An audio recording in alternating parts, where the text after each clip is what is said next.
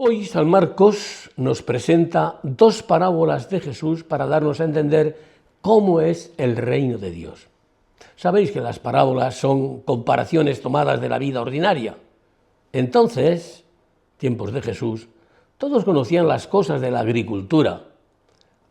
Por eso Jesús toma como tema de las dos parábolas la agricultura.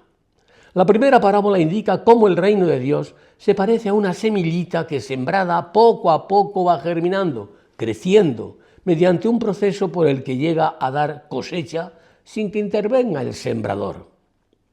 No son pocas las realidades o sucesos bíblicos que, comenzando con dimensiones sin ninguna relevancia, alcanzan después magnitudes asombrosas. La desproporción entre el ejército del faraón egipcio y los israelitas guiados por Moisés era enorme. 600 carros de combate egipcios y las armas de los israelitas, un cayado en manos de Moisés. Pero la victoria fue plena. Conscientes de la fuerza del Señor, los hijos de Israel cantaron: mi fuerza y mi poder es el Señor. Él fue mi Salvador. Por eso, cada vez que olvidaban al Señor, caían bajo el poder enemigo. Otra muestra: el Señor manda a Gedeón a hacer la guerra a los madianitas. Estos eran numerosos como langostas y sus camellos incontables. El Señor quiso que el ejército de Gedeón, compuesto por 32.000 soldados, quedara reducido a 300. Sus armas, cada uno llevaría un cántaro, una antorcha y un cuerno a modo de trompeta. Y el Señor hizo que los madianitas esgrimieran las espadas unos contra otros y se dieran a la huida. ¿Victoria de quién? Mi fuerza y mi poder es el Señor.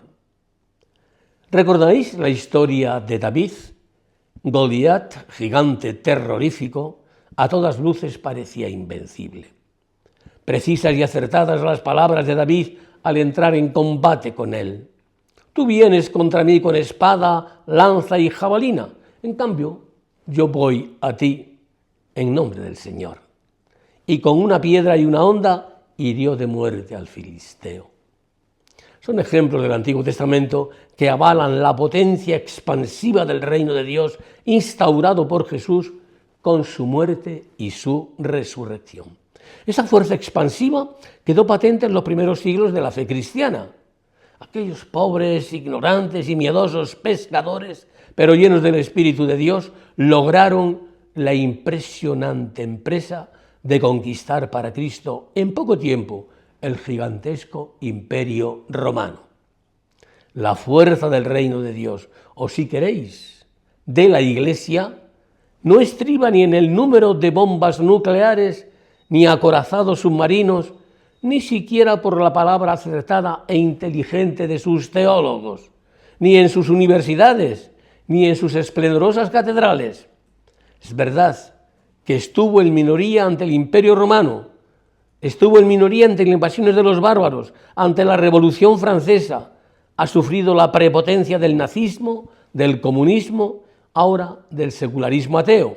Siempre ha sacado flotes, siempre la ha sacado a flote su alma, el Espíritu Santo, que despliega su fuerza poderosa e infinita a través de quienes se dejan poseer y penetrar por él, los santos. En el último tercio del pasado siglo, alguien pensó que el mapa mundi era ya totalmente rojo, en expresión del cardenal Antoine. Juan Pablo II, el gran santo de los tiempos modernos, gritó repetidas veces: «No tengáis miedo». Muchos se burlaron de él. Sus palabras fueron alentadoras y proféticas. El reino de Dios siguió expandiéndose mientras el totalitarismo comunista cayó de forma estrepitosa. La semilla del reino tiene una fuerza expansiva increíble. Como el granito de mostaza tiene capacidad para extenderse y crecer, merced a la fuerza irresistible de la fe vivida por los santos, que no han dudado de creer que si el grano de trigo muere, llevará fruto, y fruto abundante. Bernadette de Lourdes, enferma, pobre, analfabeta, y los 3 niños de Fátima, pastorcillos y de un pueblo casi olvidado, en manos de María, una y otros, han hecho y siguen haciendo pensar a medio mundo. Y es que el hombre con Dios es como Dios. Grandes órdenes religiosas, como los franciscanos o los jesuitas, tuvieron comienzos sencillos. Una sola persona, como Francisco de Asís o Ignacio de Loyola. Caso admirable es el de Marta Rubén, ciega, inmóvil, que pasó 52 años, fijaos, sin comer, sin beber, sin dormir, y desde la cama llevó sus obras de caridad a 70 países. La diminuta y arrugadita Madre Teresa de Calcuta ha poblado con sus comunidades medio mundo. Todos ellos pueden decir acertadamente: mi fuerza y mi poder es el Señor. Qué pequeña es la sagrada forma que recibimos en la comunión, y sin embargo contiene al autor del universo.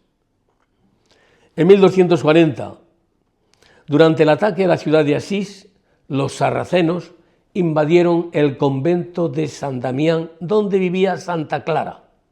Santa Clara pidió protección a su Cristo, llevando consigo una caja de plata con la Eucaristía. Una voz resonó en sus oídos diciendo: siempre te protegeré. La valentía y la fe de Santa Clara y sus monjas en el Santísimo Sacramento fueron tan poderosas que lograron repeler a los enemigos y protegieron a la ciudad de Asís de la destrucción y la conquista. La historia del milagro eucarístico de Santa Clara de Asís es un testimonio del poder sobrenatural de la Eucaristía. Jesús no compara al grupo de sus discípulos con un ejército dispuesto para el combate, sino que dice: no temas, pequeño rebaño, porque a vuestro Padre le ha parecido bien daros a vosotros el reino. Reino pequeño, pero fijaos, capaz de transformar el mundo como un poco de levadura fermenta toda la masa. Solo cuando dejamos de lado los planteamientos evangélicos y comenzamos a apoyarnos en nuestras fuerzas, pierde vigor la potencia arrolladora de la gracia. Podemos olvidarnos de que si el Señor no construye la casa, en vano se cansan los albañiles.